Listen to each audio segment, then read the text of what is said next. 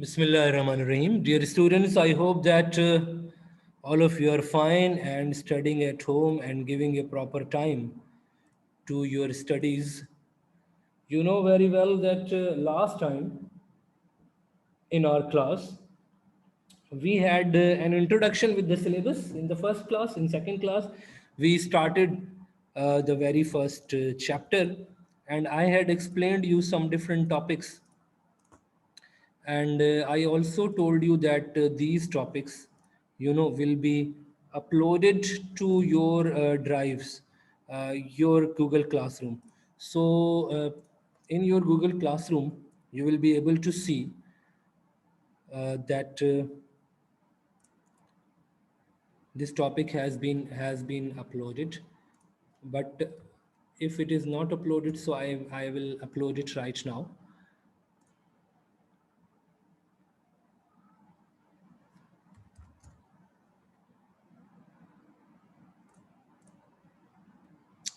Okay.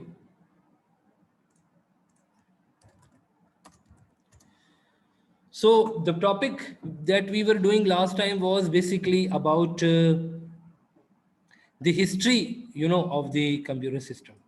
History of the computer system. And history of computer system is important in this regard that there was a revolutionary process. Afterwards, the computer systems came into existence. With the passage of time, there were revolution, and there were changes in the devices, and then we got the device that we have got today. Okay. So first lesson we had that it was on Sunday. Then we had the lesson on Tuesday, and then today we have got the lesson on Thursday. Fine. So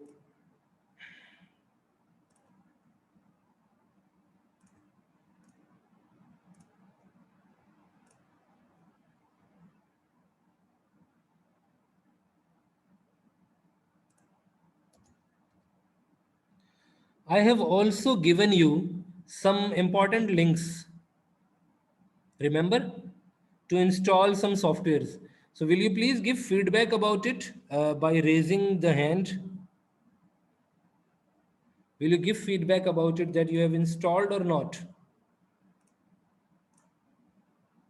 Yes, please.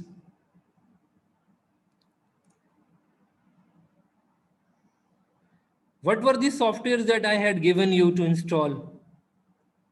Mashab. Mashab, what were the software that I asked you that you need to install?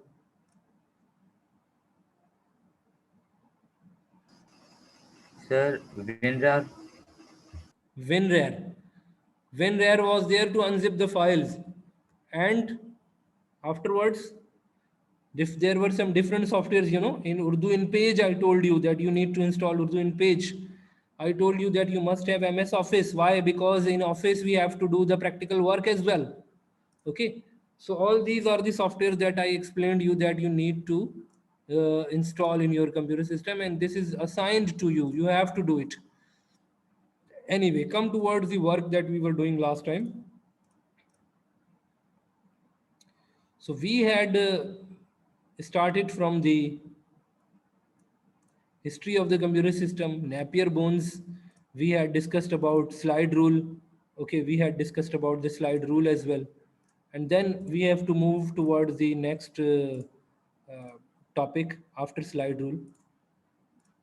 And after slide rule, there is another device that we have to discuss today. Okay. So in this chapter, chapter number 1, mainly the history of the computer is there that we are going through right now. The questions normally come for short question for 3 marks. So Napier bones equipment contains the cylinders on which numbers are mentioned, the rotating cylinders. Then come towards the Pascaline machine, Pascaline, Blaise Pascal. Now this is the device that you can see on your screen. This is another machine. Difference engine was another device, okay, which was used for the sake of calculations.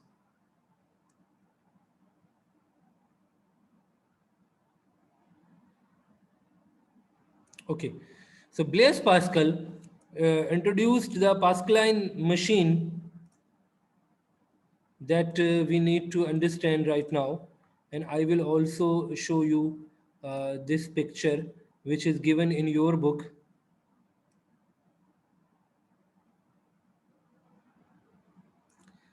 You can see over here there are rotating wheels. Now these questions can be asked in your MCQs. That what was there in which? Beads were there in abacus. Cylinders were there in Napier Bones equipment. Okay. Slide rule contains the ruler's scale. And over here in the Pascaline machine, there are rotating wheels. You can see these wheels. I have taken a large picture for you so that you can have a clear concept about it. There are rotating wheels. And by moving these wheels, we can have the reading of certain calculation that we need to make. So Blaise Pascal invented this machine to make calculations, and the calculation was done in 6 digit or 8 digit, and we were able to have the answers for different arithmetical operations. So I hope that you will be able to remember, and you need to remember the year, and you need to remember the basic mechanism, that what was actually used over there. He was French mathematician, invented calculating machine called Pascaline 1642 when he was only 19 years old. Okay, there were rotating wheels. That's why I'm telling you that this is the mechanism. Each wheel had 10 parts having digits 0 to 9. Calculations were performed by rotation of the wheels. Simple. So this was the mechanism. We were able to do the addition, subtraction, all these things in simpler manner. Now come towards the difference engine. Difference engine was developed by Charles Babbage. He was English mathematician who worked on it, and he made the difference engine.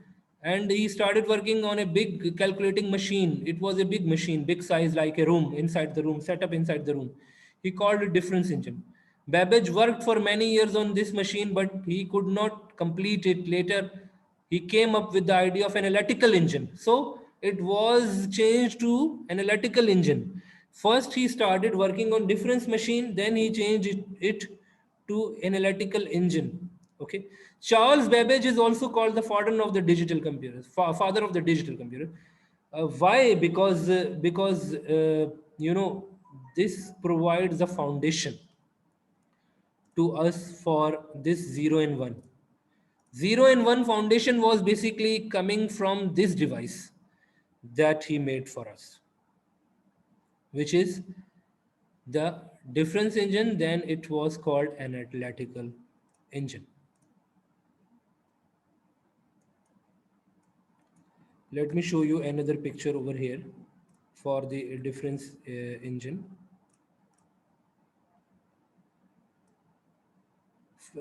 He was basically this is the machine.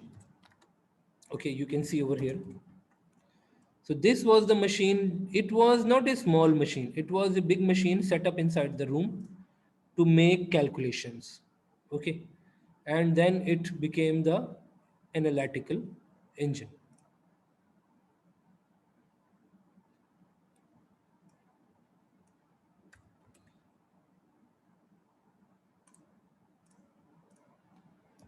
Okay. Now come towards the next one. I hope that this point is clear. This point is clear or not? What are the questions which can be asked in the MCQs in the difference engine? For example, the difference engine was converted to dash. Was converted to which machine? And 4 options are given to you, so you must know that it was an analytical engine. Who invented? Charles Babbage. When invented? 1822. He was English mathematician. Who is called the father of the modern digital computers? Charles Babbage. So all these are the things which can be asked in the MCQs as well. Then afterwards, we have got Hollerith desk in 1890. Hermann Hollerith, it was the name of the scientist. But this machine was basically a special purpose device. This machine was invented to help with the census of 1819 in America. Census, have you got the idea about the census? When The government organization, they start counting people and houses and number of persons inside the family. This is called census. So in census, they need to have some good device to make calculations and statistical data easier for using and manipulating. So they started using this device, which was developed by the scientist Herman Hollerith.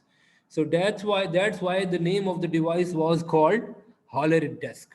So Hollerith desk is also very important good machine, and Hollerith desk is basically the device in which they used it specifically for this job, tabulation for the data. Okay, tabulation you can see even in this figure which is shown in front of you. After building Hollerith desk, Hollerith started a company by the name of Tabulating Machine Company. Tabulating Machine Company. Eventually, this company changed into IBM, and you know that IBM is a big name. So the big companies starts from very small steps. If you will go and you will see the history, then you will be able to see that the very large organizations were started from very small names, very small work, very small place, and then these were converted to big names.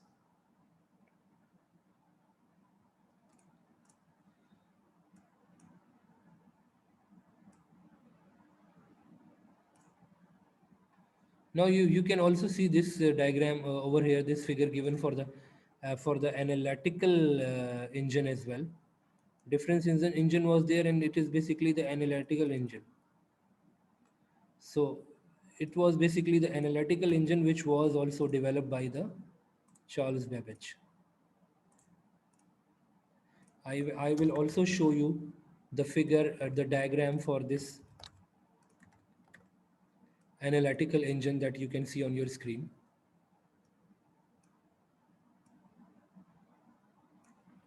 Okay. There were some advancement, of course, from the Charles Babbage. You can see right now. But of course, its detail is not there, that how it was, what were the different components. We need to have a quick overview of these all devices. Okay. So when he failed in making the difference engine, then he started working on the analytical engine.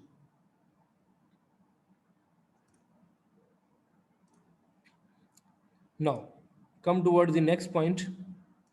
Slide rule, I have explained you slide rule before. And I explained you that slide rule was basically based on the idea of logarithm. English mathematician William Oughtred has created. I have shared with you in the slide, and it was basically used for making it possible that the log should be quite easy to calculate. Okay, fine. Now come towards the Mark 1.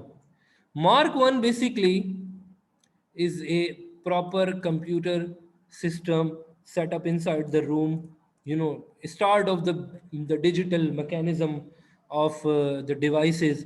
So it is called Mark 1, and it has some different additions with the name of Mark 2, Mark 3, Mark 4. And uh, what was Mark 1? The next successful computer machine invented as a digital machine, it was called Mark 1. It was invented by the Howard Aiken in 1944. Fine, Mark 1 could add three numbers having 8 digits in 1 second. Now, this thing can be asked in the MCQs. Which of the following machines can add three numbers having 8 digits in 1 second? Means what does it mean? Three numbers having 8 digit. 8 digit means it will be unit, 10, 100,000, 10,000. In this way, you will count them, lakh, 10 lakh, crore.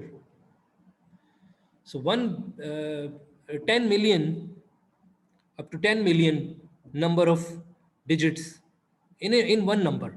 So there were 10 digits in one number. So up to that level, this machine was able to make calculations in a second. So it was comparatively a better speed that we had got at that time in Mark 1.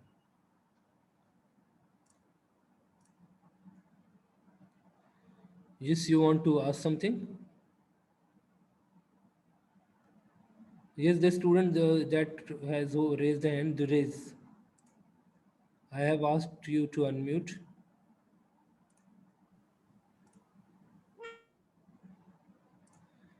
Yes. What's your question? Have you got any question? Sir, sir, बात सुनिए sir.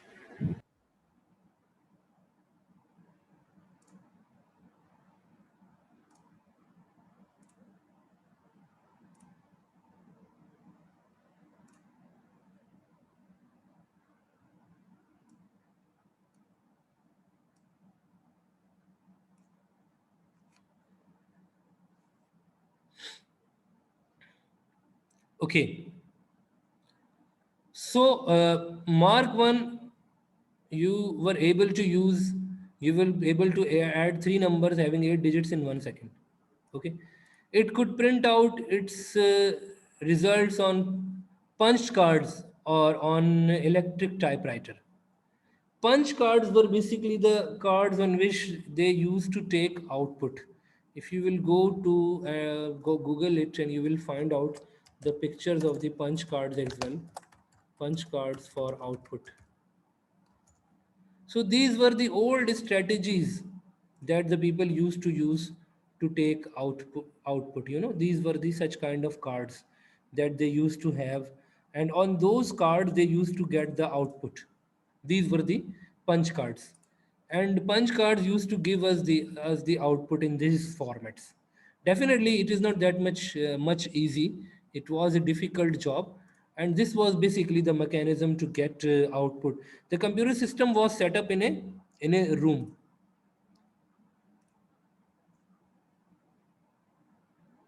Okay. Now, if you see over here, and if we come to the book again,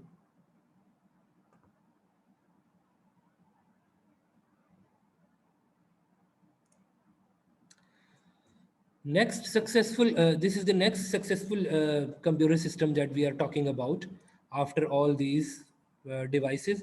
And foundation was taken from the Charles Babbage machine, the digital mechanism. Now, Mark 1 was 50 feet long, 8 feet high, and weight about 5 tons. Now, these are the dimensions which can be asked in your MCQs. These are the dimensions that could be asked in the MCQs. What was the length? What was the height? What was the weight? It could be asked in MCQ. So you need to remember, it used 3000 electric switches. 3000 electric switches were there in order to make calculations. Moreover, Mark 2, Mark 3, Mark 4, these were the further advanced. There are day-to-day advancements. So there were some advancement with the passage of time. But nowadays, you will see that every day new model comes with some new and modern strategies, with the modern techniques, with the modern features. Okay. New systems are being developed to provide voice recognition and understand natural languages. Nowadays, we have got even better technologies day to day. High performance computing is being used in today's data, which is basically called high performance computing (HPC). So today we have got concept of cloud computing. We can put the data on cloud. We can share the data from the cloud, just like we share data from Google Classroom or from Microsoft Drive or cloud. There are different clouds available by different vendors. Up to here, if you have got any question about the Mark 1, if you have got any question, please ask me right now. Then we will move towards the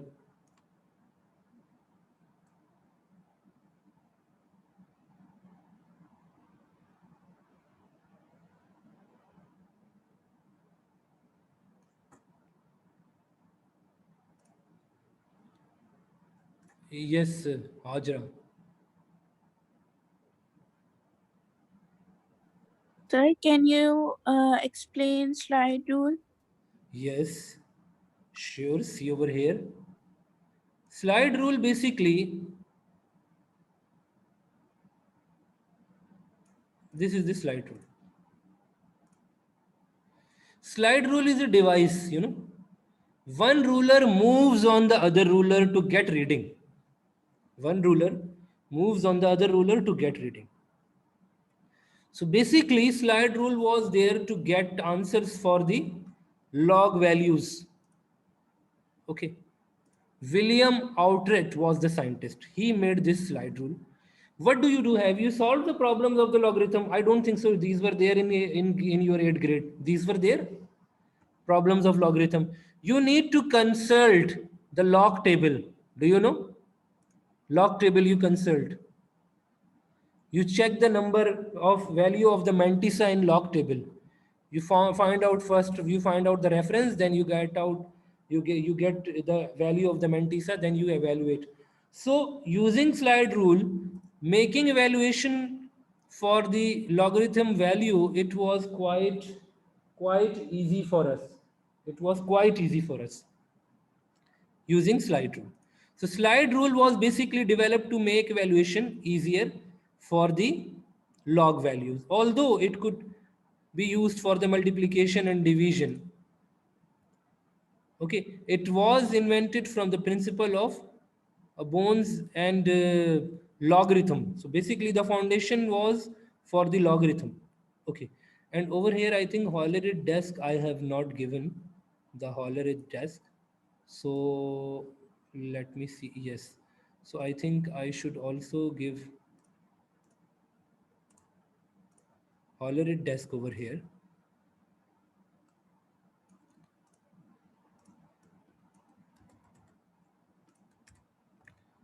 And this was the special purpose device. This is the device. It was a special purpose device made for census. And I have explained you that in census you need to do some specific calculation for the statistical data.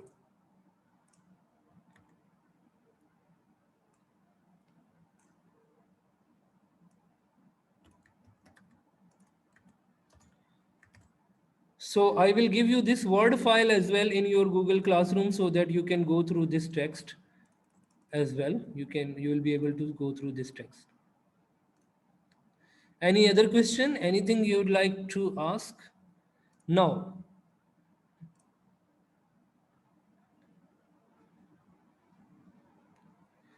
Mark 1, as I explained you, that Mark 1 was the digital device, first digital device set up, which was able to make calculations up to the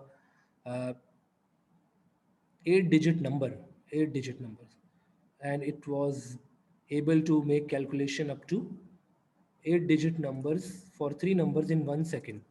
What were the dimensions? I have shared with you all these things, that it was 50 feet long and 8 feet high.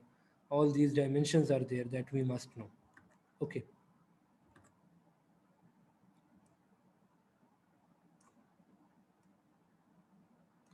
Now we will move towards the generations of computer.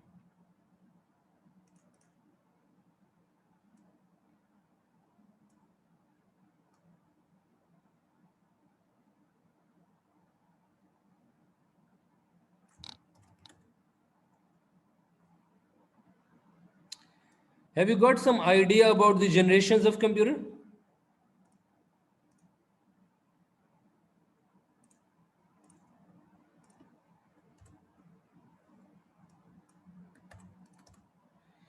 Now, see over here. Generations are basically categorized on the basis of the working mechanism. This topic is being started from page number, I think page number 13. Yeah. So generations of the computers were basically on the basis of the mechanism that how the computers were working. So what was the mechanism and how the computers were working in the beginning when it was first generation? And we are talking about only digital computers. We are not including over here abacus and You know, Pascaline machine and Napier bones, we are not including them over here. Why? Because these were not digital devices, these were analog calculating devices. This point is clear or not? So, generations of computer are started for the digital devices. What was the mechanism in the digital devices which were there in the first generation? What was the mechanism in the digital devices which were there in the second generation and third generation and so on, 4 and 5? So history of computer is a chain that runs from the ancient abacus and the analytical engine of the 19th century through the modern computers of the present age. So there are basically 5 generations. Number one generation is first generation, which is from 1940 to 1956. You must know this era. We are talking about 1940 to 1956. This is first generation. How many years are there?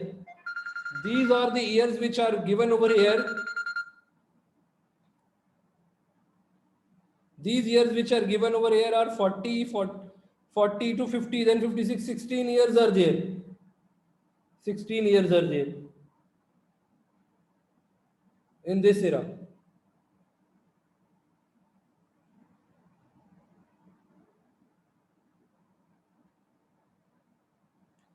In these 16 there, what was the mechanism? Vacuum tubes were introduced in the first generation computers. Vacuum tubes generated so much heat that they had to be cooled by air conditioners. So there were bulbs. These are the vacuum tubes, bulbs. They used to give you the answer. Okay. So if you will go and you will find out over here,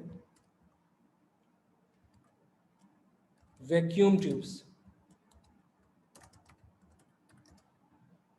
Nowadays you have got this advantages in this era where you are studying that you can find out these were the tubes in the first generation. How the first generation computers were looking, they used to use this kind of tubes, bulbs. Okay, so first generation computers were having the vacuum tubes with them to make evaluations, you know, to make evaluations. And these were attached with each other to give the on and off concept. On and off concept was based on these bulbs. Are you getting this point? So this was the mechanism of the first generation, that there were bulbs which were basically making calculations for the 0 and 1. Okay. So vacuum tubes were in the first generation computers were basically creating heat. There was heat. So room used to be heated. So they used to set up air conditions inside the room so that there should not be that much heat. It could be controlled. Otherwise, the tubes will be burned. The tubes will not give you the right answer. And of course, it will not be the right solution. And there will be damage.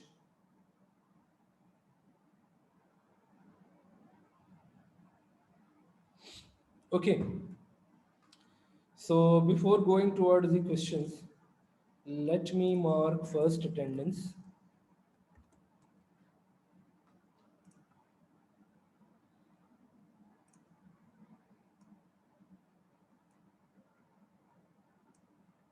So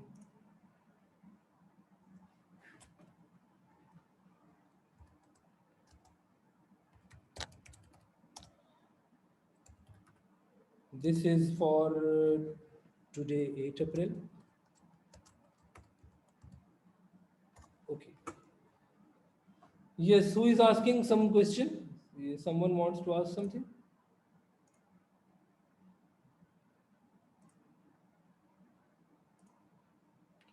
Now the question comes over here. What are the different characteristics of the first generation? Now these characteristics are very important because question can come, write 3 characteristics, 4 characteristics, 5 characteristics of the first generation computers. Okay, or the characteristic will be mentioned in the MCQs and you will be asked that which these characteristics belong to which generation, first, second, third, or fourth. So you need to be very much clear about it. Number one is that there were tubes, vacuum tubes. I have already shown you the diagram, the figure, the image of the vacuum tubes. These were large in size. Memory size speed was slow. Vacuum tubes were there. Speed was very slow. Memory was very small. KBs. In KBs, memory was there.